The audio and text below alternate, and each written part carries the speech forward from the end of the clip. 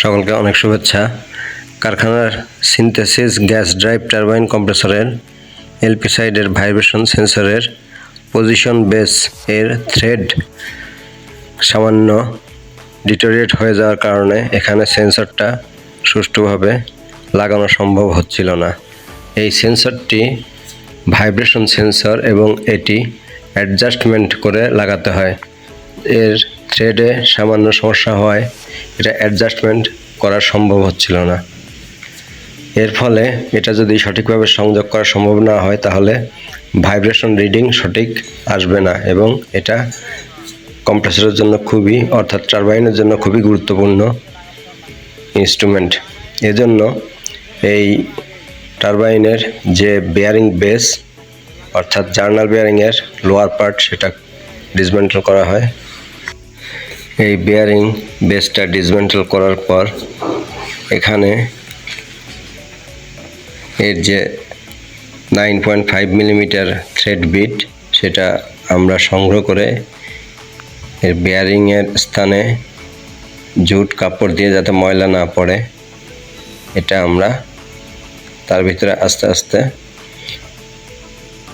Clearly তার ভিতরে এটা সেন্টার করা হয় এবং ধীরে ধীরে থ্রেড এটা ভিতরে দিয়ে এর থ্রেড যেটা ছিল এই থ্রেড বিট সামান্য নষ্ট হওয়াতে সেটা আবার এর ভিতর দিয়ে আস্তে আস্তে ক্লিয়ারেন্সটা ক্লিয়ার করা হয়।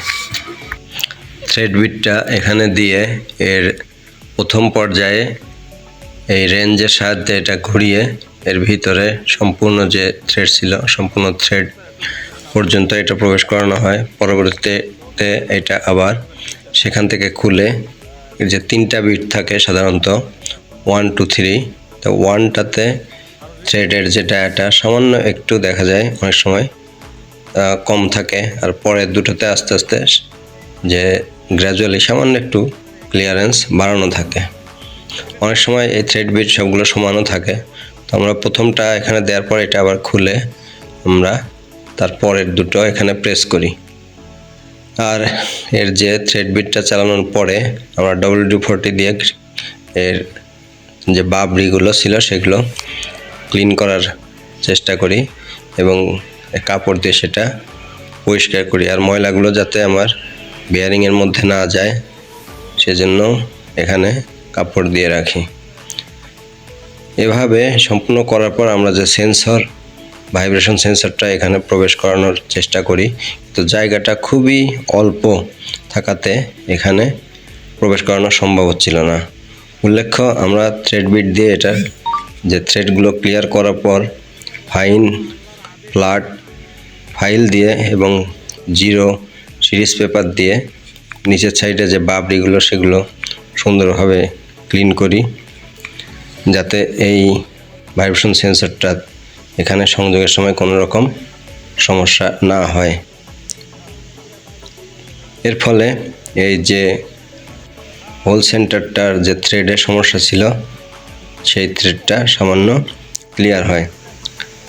এভাবে আমরা সেই থ্রেডগুলো ক্লিয়ার করে পরবর্তীতে আমরা যে ভাইব্রেশন সেন্সর সেটা সঠিকভাবে সংযোগ করতে সম্ভব হয়। জায়গাটি খুব অল্প জন্য এটা সহজভাবে সংযোগ করা যাচ্ছিল না, এর কারণে এখানে থ্রেডের একটু সমস্যা হয়েছিল। এভাবে আমরা এই জার্নাল বেয়ারিংয়ের যে সেন্সর হোল্ডারের বা সেন্সর পজিশন বেস সকেটের থ্রেডটা ঠিক করে আমরা এটা সুন্দরভাবে এই সমস্যার সমাধান করি। ধন্যবাদ সবাইকে।